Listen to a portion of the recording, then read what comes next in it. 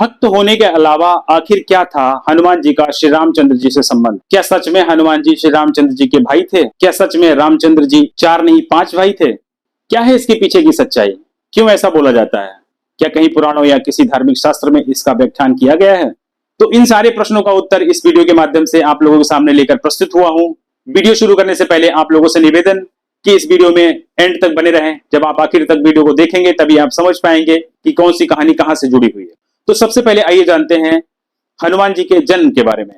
तो पूर्व काल में स्वर्ग में एक पुंजकस्थला नाम की अप्सरा हुआ करती थी। वो बहुत ही रूपवती, बहुत ही सुंदर थी। उसका स्वभाव बहुत चंचल था। वो बहुत ही बच्चों के जैसे उन्माद किया करती थी। एक दिन उस पुंजकस्थला नाम की अप्सरा ने एक तपस्या करते हुए ऋषि को उनकी तपस्या में विघ्न डाली। उस विघ्न से क्रोधित होकर उन ऋषिवर ने उस पुंजकस्थला नाम की अप्सरा को ये शाप दिया कि जिस तरीके से तू मेरे सामने बानर की प्रवृत्ति दिखा रही है, बानर की जैसे उद्दंडता कर रही है, अब तुझे बानर रूप में ही जन्म लेना पड़ेगा, कपि योनि में ही जन्म लेना पड़ेगा।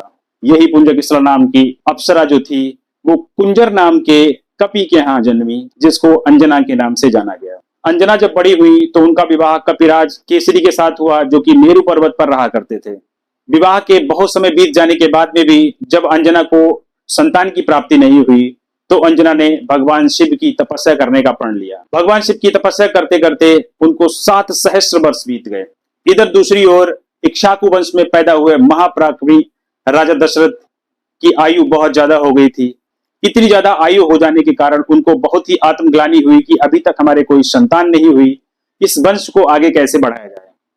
तो इस वृत्तांत को लेकर वो गुरु वशिष्ठ जी के पास गए कि प्रभु कुछ ऐसा किया जाए जिससे मुझे पुत्र रत्न की प्राप्ति हो जाए।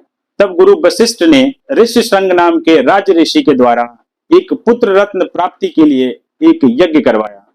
जब यज्ञ कंप्लीट हुआ, जब यज्ञ पूर्ण हुआ, तो यज्ञ के कुंड से अग्निदेव एक पात्र खीर से भरा हुआ लेकर प्रकट हुए और उन्होंने राजा दशरथ से कुछ इस प्रकार कहा कि हे राजन, आपका यज्ञ सफल हुआ। अब इस पात्र में जो खीर है इसको आप बराबर बराबर तीनों रानियों में विभाजित कर दो, जिससे आपको पुत्र रत्न की प्राप्ति होगी। राजन ने वैसा ही किया।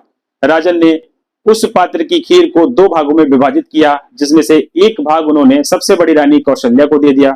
उसके बाद में बचा हुआ जो आधा भाग था उसके फिर से 2 भाग किए। उसमें का एक भाग उन्होंने केकई को दे दिया और बचा हुआ जो एक भाग था उसके फिर से 2 भाग किए। और वो दोनों भाग वो अपने दोनों बड़ी रानियों के पास लेकर अनुमति लेने के लिए कि मैं इनको सुमित्रा को दे दूं। दोनों रानियों से अनुमति मिलने के बाद में जैसे ही वो सुमित्रा को देने जा रहे थे, उस समय तक कौशल्या ने जो दिया गया प्रसाद था उसको ग्रहण कर लिया था, लेकिन केकई उस पात्र को हाथ में लेकर कुछ सोच विचार कर रही थी। उसी समय आकाश मार्ग से एक गिद्धनी जा रही थी। गिद्धनी ने उसी समय केकई के हाथ से उस पात्र को अपनी चोंच में दबा लिया और वो वहां से भाग गई।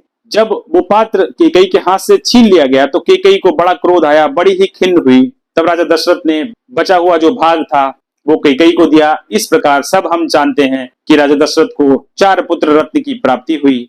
इधर जो गिद्धनी थी, जो केकई के हाथ से वो पात्र लेकर आकाश मार्ग से उड़ी जा रही थी, जब उड़ते उड़ते वो उस स्थान पर पहुंची जहां पर माता अंजना तपस्या कर रही थी, उसी समय भगवान शिव वहां पर प्रकट हुए। माता अंजना से कहा कि मैं आपको एक मंत्र दे रहा हूं, आप इसका आंख बंद करके और अपनी झोली फैलाकर आप उस मंत्र का जाप करो।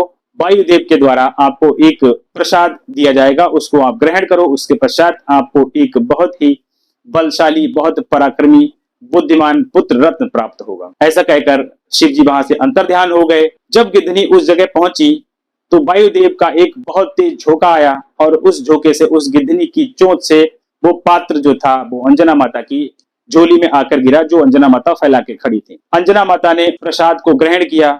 उस प्रसाद ग्रहण करने के फलस्वरूप अंजना माता को 9 महीने के बाद में चैत्र शुक्ल पक्ष की मंगलवार को एक महापराक्रमी, महाबलशाली, महातेजस्वी पुत्र प्राप्त हुआ, जिनको आज हम हनुमान जी के नाम से जानते हैं। तो इस प्रकार ये दोनों कहानियां एक दूसरे से कहीं ना कहीं कनेक्ट होती हैं। यज्ञ से जो खीर अग्निदेव द्वारा राजा दशरथ को दी गई थी, उसी खीर का एक भाग माता अंजना ने भी खाया था। इस प्रकार कुछ लोग कहते हैं कि राजा दशरथ के जो 4 पुत्र थे, राम लक्ष्मण भरत शत्रुघ्न, उनमें से 5वें पुत्र जो थे वो हनुमान जी थे। तो इस प्रकार इस कहानी का यहीं पे समापन होता है। उम्मीद करता हूं आपको वीडियो अच्छा लगा होगा। अगर अच्छा लगा हो तो प्लीज हमारे चैनल को सब्सक्राइब करें और वीडियो को लाइक करें और इस जानकारी को अपने लोगों तक शेयर करें। वीडियो देखने के लिए बहुत बहुत धन्यवाद। जय माता दी।